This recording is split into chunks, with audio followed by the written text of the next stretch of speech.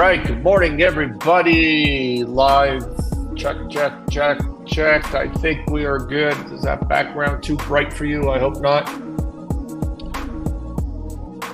What time are we? 8:31. Let's get started here. Welcome, everybody. October 3rd, 2024, episode 284 of Mornings with Scott. Let me get myself organized here. Welcome to Mornings with Scott, episode 284, the best damn business show for medium and small businesses on the planet.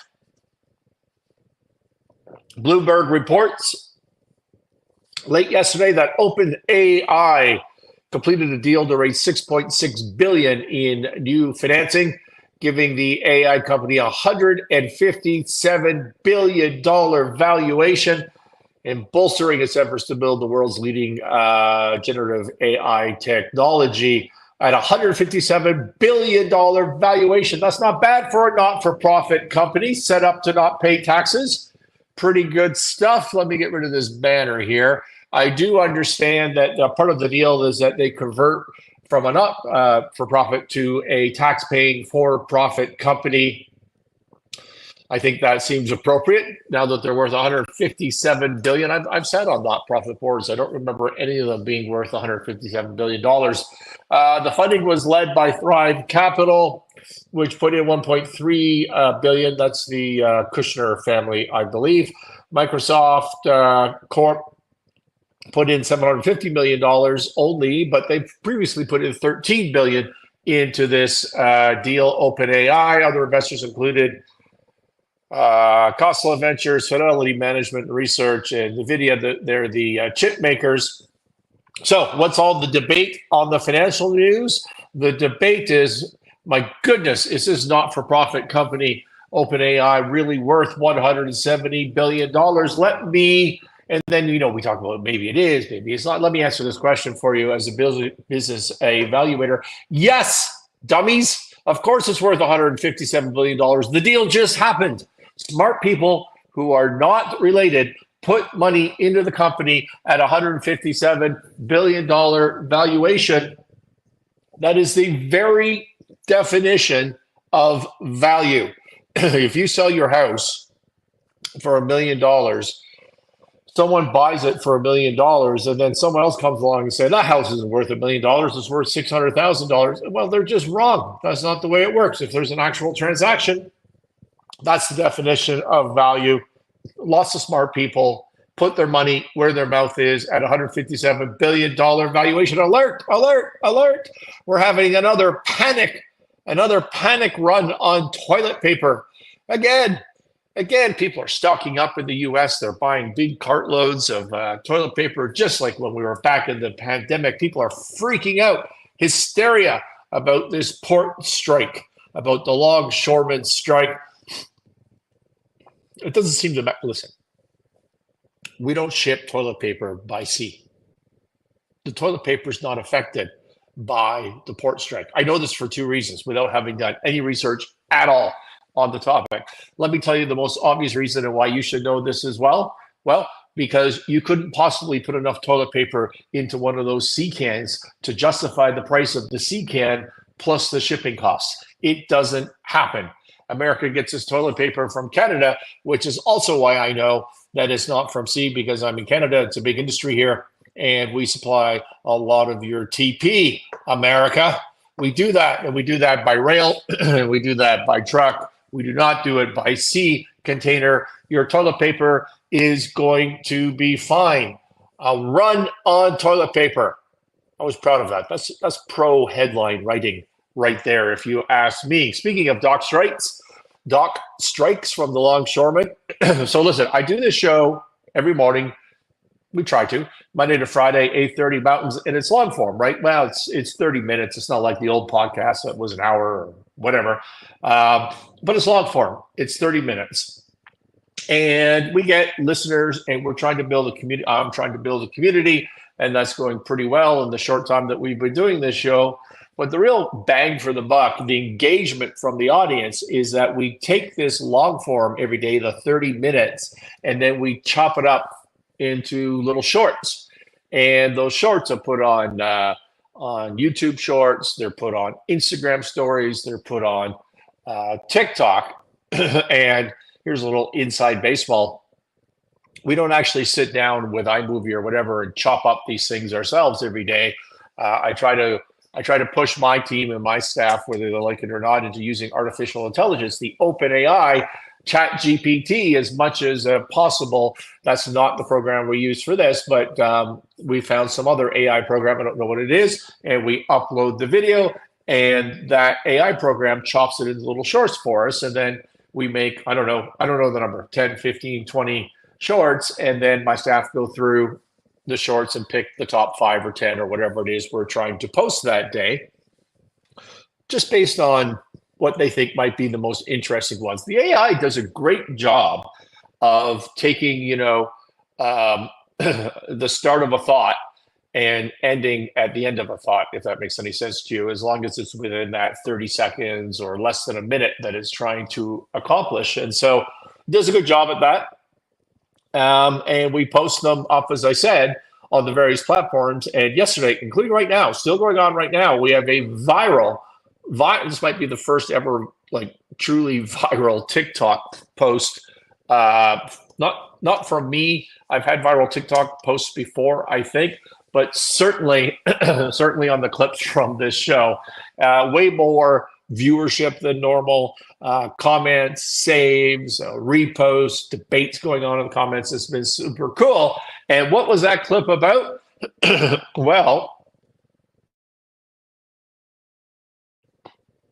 of course, it was about Harold Daggett, the president of the International Longshoremen Association, the ILA, who's been president there for over a decade. And the clip was me talking yesterday. If you listen, you'll know, or you can go back and pick up that show. But I was talking about how funny it was that he's yelling about corporate greed and threatening the whole world while he's drawing a salary of close to $1 million. I think he gets $728,000. That's what the clip said, from the International Longshoremen Association. Another 173 as president of his local union. He drives around in a Bentley, which I believe is a convertible ragtop, which, by the way, if you've never been in a ragtop Bentley, best thing ever. I love that vehicle. Drives around in a ragtop Bentley, has a yacht called Obsession. And we learned yesterday from the New York Post that he lives in a 7,000 square foot mansion on 10 acres with a 5-car garage. Let me see if I can show you a picture here. Can you see that? That's this union leader's house. And now the clip said, oh, it turns out he's making $728,000. And then I think it cuts off. But when you get these little clips, well, you don't get any context. And so everybody on TikTok, not everybody, there's a back and forth, a lot of likes and a lot of reposts. But part of the debate is people think that I think that union leaders should not be making $728,000 or $1 million a year, and that I'm begrudging this person for making too much money. And at no point did I say that. That's just out of context clip. Rather, what I was saying is that it's just funny. It's funny to be yelling about corporate greed. The damn CEOs are so greedy, and to be doing that with your over-the-top rhetoric while you're wearing a big gold chain bling and you're yelling from your ragtop Bentley. That's just funny. You have to admit. By the way, I'm trying not to like this guy, but I'm struggling. He's making me laugh. So have you heard this guy's videos and threats? Here's a transcript from one the other day. I'm sorry, that just makes me laugh. When my man hit the street, he doesn't have a southern accent. When my men hit the streets from Maine to Texas, every single port, a lockdown. You know what's going to happen? I'll tell you. First week, be all over the news every night. Boom, boom. Second week, guys who sell cars can't sell cars because they ain't coming in off the ships. They get laid off.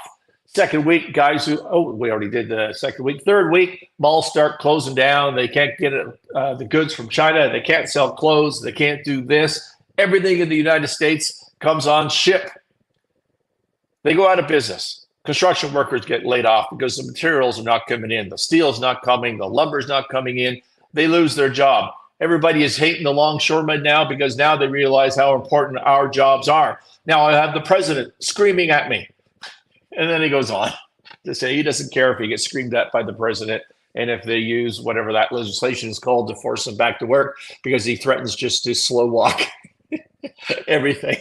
So how funny, come on, how is that not funny that you're yelling this sort of stuff from your Bentley? And maybe just a little tone deaf, maybe not reading the room when average Americans can't afford to eat.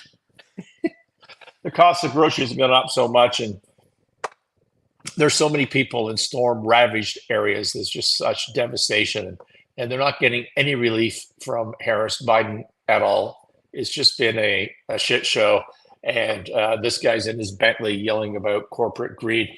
I said several times on this show, by the way, this is not anti-union. In fact, it's quite the opposite. I've said several times on this show, in the U.S., if you are, you've been subjected to this Harris-driven inflation, substantial inflation, your food's gone up, whatever, 80, 100% during this administration.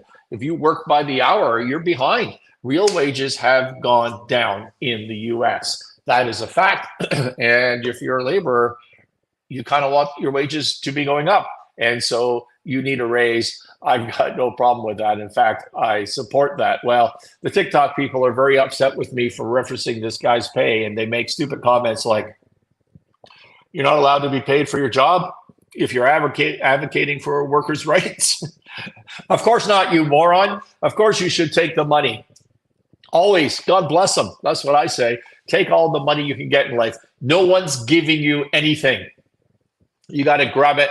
I don't begrudge this guy for his cash in his big house that's bigger than mine a little bit, and his ragtop Bentley, of which I'm extremely envious. He and everybody, including you should get paid as much as you possibly can. I don't have any problem with the union leader taking all the money, TikTok, but thank you for making that post viral. By the way, I said yesterday when we talked about this longshoremen strike, they want a 77% raise over 6 months, and the company offered, I don't even know what company it is. They offered 50%, and then because it's a collection of companies, and I was looking last night to find out their profits, which I understand are substantial, and they ought to be sharing in that. That's this labor union guys, the leaders' argument. I don't know that that's true, that they are making lots of money. They certainly did during COVID, but the one I saw was losing money the last couple of years. But it's not just about cash, it's about automation. And if you heard these longshoremen chanting yesterday on the financial news, it was part of it was like, we need more money, but also no automation. There will be no longshoremen in 20 years, maybe 10 years. Like, it's going away. The whole thing would be automated. And I said yesterday, I don't know what to do about that. And I read you a post from Jason Calacanis, the guy from the All In Pod, and a substantial investor, very wealthy guy, Calacanis. I don't know how to pronounce that properly. But he said, basically in his tweet, you should just, in his X post, that you should just lie to them, enter into the agreement, and then automate the hell out of them until they're gone. So I said, I don't know what to do about this yesterday. And then I was driving here to Calgary last night, and I was thinking to myself, that's kind of a wimpy thing for me to say. Maybe I need to think about, if I were CEO, what would I do about this? And at the end of the day, you just can't, no matter how much this labor union fellow makes me laugh, you can't be beholden to him forever. You just can't. You have to automate. You have to keep up. And that's the way the world's going. It's heading in that direction. And so I think Jason is right. You need to, in fact, you might even want to overpay them today, because there should be a cost to winding down labor and then heavily investing into automation at the same time. That's what I would be thinking about, is trying to work on a plan like that. Well, speaking of guys who make me laugh, or at least used to make me laugh, let me tell you a story. And I want to apologize up front to my international audience, to the US people, because this is a Canadian politics story. I used to, my firm, Sinclair Range, particularly in Toronto on Bay Street. Bay Street is the Canadian Wall Street for you Americans. And so we used to host a party once a year. on Bay Street. It was in November. It was our annual party. It started late at night, like 9:30, 10 p.m., and it would go to all hours of the morning. And there was lots of debauchery, sort of Wolf of Wall Street stuff. So much so that we haven't relaunched these parties that were killed by COVID because they seem a little grossly inappropriate right now. But anyways, we had these parties, and that was part of our marketing and branding and getting people together. And they were ultra successful. One thing I loved about these parties is that the party was in November every year, and in April, people would be coming up to me and say, "Hey, what's the party this year? Where are you going to have it? What's the theme?" Like, people were excited about this. It was an awesome event that we haven't been able to really truly replace yet. Well, one year we were hosting this party at Toronto's probably premier steakhouse at Harbor 60. We're down, if you're in Toronto, down in the basement there in the private rooms. And, we have 150 people, something like that. And inevitably we get party crashers at these events. And we have a system for that. We have security. It's no big deal. And ultimately, if you're a business and if I want to know you and you have a business card and we can get you on the database, I'm probably going to let you into the party. You're going to get your free food and drink and mingle and enjoy all the amenities that we have to offer. Well, one night at this Harbor 60 event, we had about 5 crashers come in as a group, and they were led by Maxime Bernier, who at the time was running for the leadership of the Conservative Party of Canada, which had a very strong chance that the leader of that party would become the next Prime Minister of Canada. So he just crashed. I don't know how he heard about my party. So he's come in, and the Conservative Party, by the way, is like the Republican Party in the US. And so he crashes the party, and I have to decide to let him in, which I do. I'd never met him before. And so we chatted a little bit. I met his crowd, his entourage.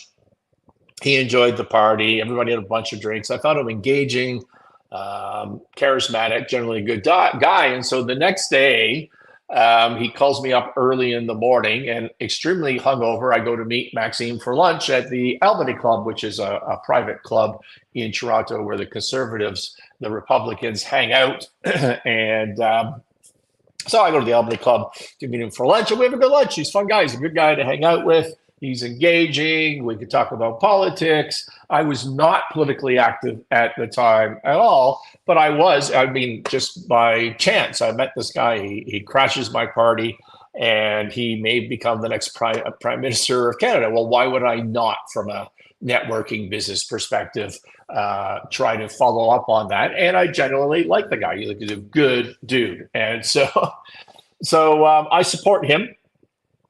Even though I wasn't politically active back then, and we have some decent momentum in the leadership race for the Conservative Party, and I get some of my peers and buddies to support him as well. Everybody was on board, and long story short, we lost that leadership race. It was sketchy. There were sketchy circumstances around that, but the bottom line is we lost. And then later, like 6 months later, whatever, Maxime was ousted from the Conservative Party, or perhaps he just left in a tantrum. That's never been entirely clear to me. I suspect it might be the latter. So he left, and what does he do?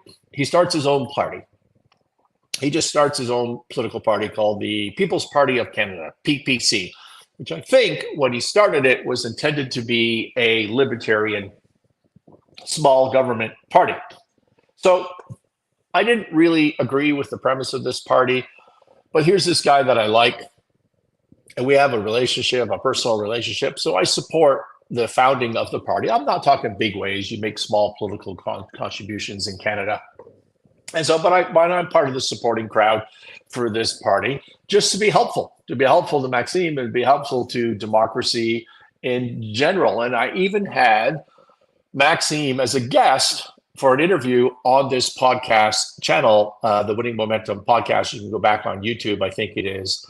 Way back when, and you can see him, and it killed my podcast channel. It killed my YouTube channel because it was back in the days of shadow banning. Maybe it's still shadow banned, and so that didn't go very well. We couldn't promote that episode. The interview was great, but we couldn't promote that interview. And so anyways, along comes COVID. Okay, so I've talked to Maxime maybe once every 6 months or something. No big deal. He didn't get elected. That PPC party has never once had one person ever elected into parliament. Hey, Kevin Schmidt, thank you for joining on Instagram. By the way, Kevin, if you're in Calgary today and tomorrow, I am in Calgary right now, today, tomorrow. I can hook up for a beer or some lunch. Let me know. Send me a DM. And so Maxime, Maxime has never won anything with this new party of his. And along comes COVID, and Maxime goes a little, maybe just a little crazy with his rhetoric, or aggressive. I don't know, maybe aggressive, which doesn't, by the way, mean that he's wrong. I don't think he is wrong necessarily on his rhetoric, but the language was a little over the top. The tone was over the top. And, that matters in Canada, particularly in Canada. I don't know if it matters so much in the US, but it definitely matters in Canada. So my theory always about Maxime was that he was trying to learn from Trump, that he was looking south of the border, as Canadians always do, for inspiration. And he looks at Trump and he's trying to, I'm going to talk like that guy. Except what Maxime, I think, misses is the humor. He misses the humor of Trump. And that's not good. That's not good at all. What Trump haters miss about Trump is that they don't recognize that it's a show. They don't see the show. They see the rhetoric, but they don't recognize that it's in the context of a show. That's why everybody who knows Trump personally, if you ever listen to them with an objective, open mind, they'll say, this guy is so wonderful. He's empathetic. He cares about you. He's kind. He's funny. This bombastic stuff is all a show. And a show needs humor. It's not fun to have a show, even a drama, if there's not some humorous spots. That's what makes the show entertaining. It's the humor, right? And what a lot of comedians, just saw proof of this on Trump, they watch Trump for technique. They think he's the best comedian ever. I'm not saying all of them, but many of them, many of the greats think that. Listen to Joe Rogan. He'll tell you that Trump is a fantastic comedian. So if you hate Trump, it's probably because you can't wrap your mind around the fact that this is a show with humor in the context of serious issues, and you think it's inappropriate to have a show with humor in the context of serious issues. My theory, whatever, you can love them, hate them. I'm not trying to quote them one way or the other, but I will say this leadership lesson here on Mornings with Scott. If you're going to say things that will be perceived as radical, it's best not to take yourself too seriously. There has to be, some tongue in cheek, some show about this when you're using your language. And Maxime, I don't think he catches on to that. I think he misses the humor part. He just sounds weird and dark. So that's what happened to Maxime and the PPC during COVID. And people would come up to me because they know, I thought he was a bit of a buddy. And people come to me and say, hey, what's happening to your friend Maxime? And I would say, well, I don't know. Yeah, I don't really agree with his rhetoric. I'm not really buying into this, but he's a really good guy. I like him to have a beer with him. I have lunch with him. He's a good dude. I like hanging out with him. So I always made excuses because that's the kind of loyal friend that I am. Well, last night, I haven't heard from him in a while or seen posts from him because there hasn't been an election in Canada in a few years. But there's definitely one coming up. So he's posting all over X and whatever platforms now. And last night I saw one, and here's the script from Maxime. Do you know who is the fringe minority with unacceptable views right now? Poilievre and Trudeau. Those are the respective leaders of the Conservative Party and the current Prime Minister of the Liberal Party, Trudeau. Yes, they are both part of the 5% of the population that wants more immigrants. This is way better in his French accent. Poilievre and Trudeau are the radical extremists when it comes to immigration. If you want to end mass immigration that is destroying our country and deport all illegals, then support the People's Party of Canada. That's what his video said. I held my phone up playing it to Word on dictation, and those are exact quotes. Well, let me say right now, just wow, and let me be clear about this. Fuck you, Maxime. Fuck you. I'm done making excuses for you. I'm just out on this. It is true that the Trudeau government has hugely increased immigration. We now average about 900,000 immigrants into Canada per year. Before Trudeau, we were running about 250,000 per year. So that's all true. And for context, that's in a population of 40 million people right now, just over 40 million people. So it's a lot of people, a lot of immigration. It's true that there's no services for these people, and it's causing tremendous strains on rents and housing prices.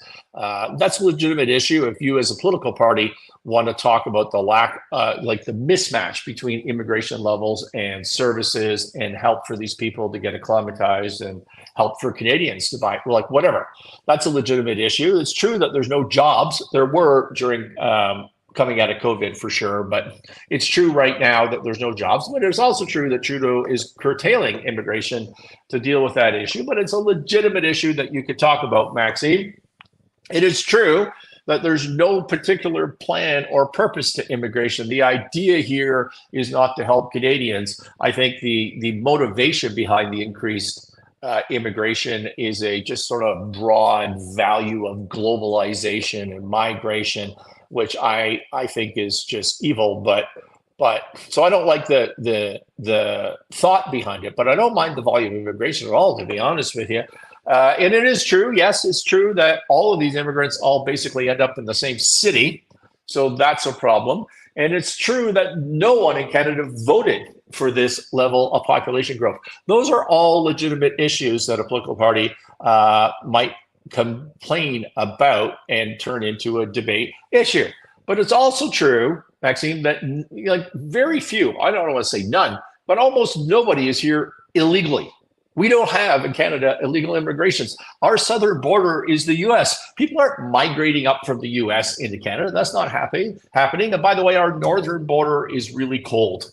No one's kind of mass caravanning across the Arctic either. These people, rightly or wrongly, I don't care what you're, I'm not expressing an opinion on that, and I don't care what you guys think, but rightly or wrongly, these people were legally brought to the country under whatever Trudeau scheme was made available to do that. And here we are. We have all these people, these 900,000 people a year coming into the country. And to my personal point of view, honestly, this is a huge country. We have the second largest landmass in the world, and lots of natural resources, and most of our country is empty. It's empty because it's uninhabitable, it's too cold up north, but that's a fact. If we had a good plan that was good for Canadians, which should be the test of immigration. Immigration should be good for the people that are receiving the immigrants, right? That it should be mathematical to some extent. There should be some empathy and such for migration for refugees, but largely, how many people do we need should be the thought. And do we have the infrastructure to take care of them? Personally, I wouldn't care if our country grew to 100 million or 200 million. We got lots of land, we have lots of resources, but it needs to be planned out. And if you said to me, I think immigration should stop until we build infrastructure, I'm not offended by that. I think we should debate it on what's good for Canadians. My immigration complaint is a lack of infrastructure and a lack of concern for Canadians.